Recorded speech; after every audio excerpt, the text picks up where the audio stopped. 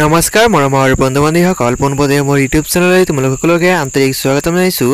আজি মই class 6ৰ chapter 5 Rim gym বৰষুণ আহে এই চেপ্টাৰটিৰ সম্পূৰ্ণ কুৱেশ্যন এনসাৰ কেইটা আলোচনা কৰিম। তাৰ আগতে যদি মোৰ চেনেলত নতুন আহিছা তেন্তে চেনেলটি সাবস্ক্ৰাইব কৰি এটা লাইক কৰি দিবা। চোৱা এই চেপ্টাৰৰ প্ৰথম কুৱেশ্যনটো চোৱা, তোমালোকে কিতাপ ওলাই লোৱা আৰু চোৱা তলত দিয়া প্ৰশ্নসমূহৰ শুদ্ধ উত্তৰটো বাছি উলিয়াই সঠিক বৃত্তটো পূৰ কৰা।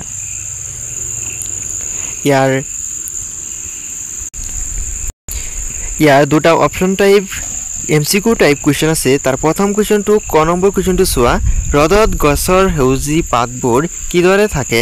ইয়াৰ চাৰিটা অপশন আছে, ক হাঁহি থাকে, খ দু খাই থাকে, গ নাচি থাকে, ইয়াৰ গ উফন্দ পাতি থাকে। ইয়াৰ উত্তৰ হ'ব অপশন খ দু খাই থাকে।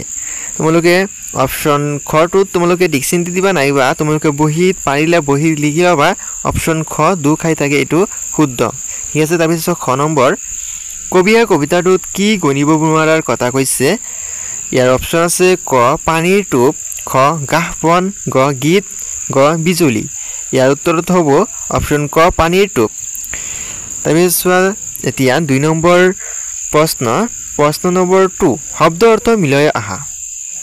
ইয়াত কেইটামান শব্দৰ অৰ্থ মিলাবলৈ দিছে, তাত তোমালোকে বহীত মিলাই দিবা, নাইবা তোমালোকে যদি এনেকৈ মই যেনেকৈ মিলাই দিছোঁ তেনেকৈ তোমালোকে বহীত লিখি ল'ব পাৰিবা। চোৱা দু খাই, ইয়াৰ অৰ্থ তোমালোকে বিচাৰি লিখিবা বেকা হৈ মূৰ তল কৰি। তাৰপিছত চোৱা বাহিৰলৈ, ইয়াৰ অৰ্থ তোমালোকে বিচাৰি কিনে বাজলে।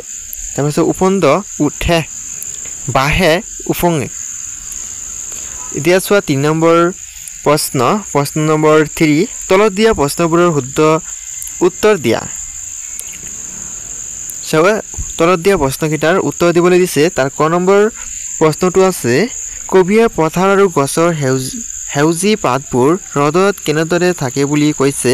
ইয়াৰ উত্তৰত লিখিবা, কবিয়ে কৈছে যে ৰ'দৰ পথাৰত শুকাই থাকে আৰু গছৰ সেউজী পাতবোৰ দু খাই থাকে।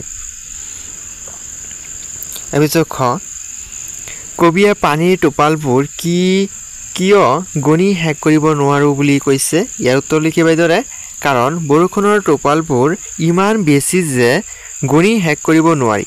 তোমালোকে এনেকৈ লিখি দিবা, তোমালোকৰ এক্সামত তোমালোকে এনেকৈ লিখিলে এক্সামত ফুল মাৰ্ক পাই যাবা। তাৰপিছত খ নম্বৰ, কবিয়ে কি গীত শুনি ভাল পায়। কবিয়ে কি গীত শুনি ভাল পায়। ইয়াৰ উত্তৰ তোমালোকে এইদৰে লিখিবা, উত্তৰ দিখিনি লিখিবা, কবিয়ে ৰিম জিম বৰষুণৰ শব্দৰ গীত শুনি ভাল পায়। তাৰপিছত গ নম্বৰ, কবিতাটোত কোনে কোনে হাঁহে উফন্দ পাতে আৰু চকু পানী টুকে বুলি কৈছে। ইয়াৰ উত্তৰত লিখিবা, বিজুলীয়ে হাঁহে, ডাবৰে উফন্দ পাতে আৰু আকাশে চকু পানী টুকে বুলি কবিয়ে কৈছে। তাৰপিছত অংগ নম্বৰ প্ৰশ্নটো তোমালোকক দিছে, কবিয়ে কাগজৰ নাও কেতিয়া আৰু ক'ত মেলি দিয়ে। ইয়াৰ উত্তৰ লিখিবা, বৰষুণ আতবিলে বাজিলে কবিয়ে নিজৰাত কাগজৰ নাও মেলি দিয়ে।